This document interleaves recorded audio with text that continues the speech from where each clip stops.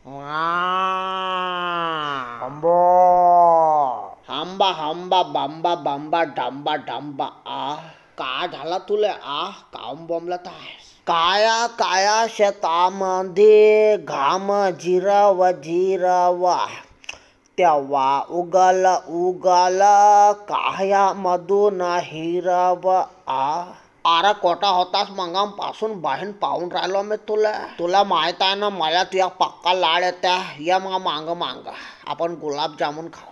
तुम्हाला माहित आहे का मी लहान होतो ना मी पक्का वावरामध्ये जात होतो बाया. मस्तपैकी आंब्याच्या झाडावर चढायचो, मग त्यातून मी सीताफळ तोडायचो, मग आकुटीनं पुन्हा बोरं उतरावायचो आणि खाली उतरल्यानंतर जाम खात होतो मी. एकवेळ तर बापू मी आंब्याच्या झाडाखाली झोपून होतो तर वरतं नाही का चाबईने एक बंदर चढला. आता मी बंदराकडे पाहत होतो, तो मायाकडे पाहत होता. मग तो बंदर मला कसा म्हणते, नमस्कार मोदी भाव, आंबे खाता का म्हणते.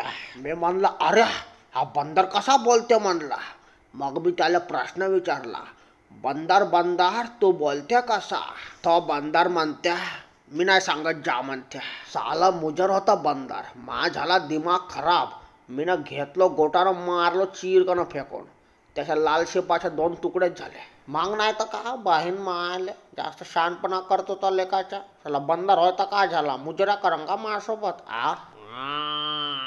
अरे हा येऊन राहिलो थांब. ह्या पिल्लूला चारा देऊन राहिलो. गायला चारा टाकल्यावर खूप आनंद भेटते बा मला. यांचे छोटे छोटेसे वासरू त्यांच्याकडे पाहून पूर्ण माया थकवात चालला जा. तुमच्या जर घरी गाय असेल नाही तर कधी जर आली घरी तर तिला बिचारीले चारा नाही तर पोळी तरी द्या. चला मग, जय गुरुदेव.